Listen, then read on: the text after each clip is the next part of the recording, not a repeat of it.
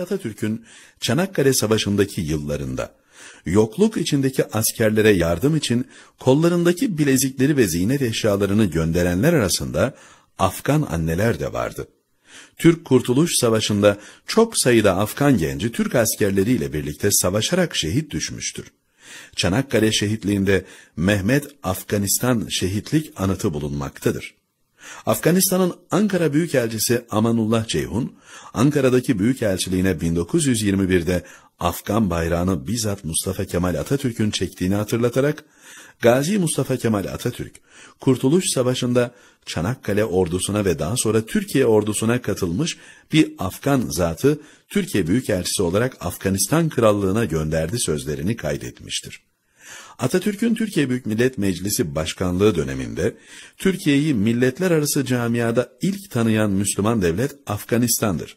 Ankara hükümetinin hukuki olarak yapmış olduğu ilk uluslararası siyasi antlaşma Türk-Afgan Dostluk Anlaşması'dır. Afganistan Emiri Emanullah Han 13 Temmuz 1921'de Türkiye Büyük Millet Meclisi Başkanı Mustafa Kemal'den Afgan ordusunu eğitecek bir askeri heyetin gönderilmesini istemiş, Atatürk bu ricayı kırmamıştır. Afgan elçisi Sultan Ahmet Han 2. İnönü Zaferi duyduğu sevinci bildirmek için Mustafa Kemal'e bir kutlama mesajı yollamıştır. Türkiye Cumhuriyeti kurulduktan sonra 20 Mayıs 1928'de topraklarımızı ilk ziyaret eden devlet başkanı Afganistan Kralı Amanullah Han'dır.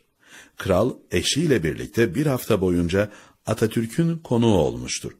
Bu ziyaret vesilesiyle Türkiye-Afgan Dostluk ve İşbirliği Anlaşması imzalanır. Atatürk, Yusuf Hikmet Bayur'u Kabil'e büyükelçi olarak tayin ederek Amanullah Han'a jest yapmıştır. Resmi adı Türkiye, Afganistan, Irak ve İran arasında Ademi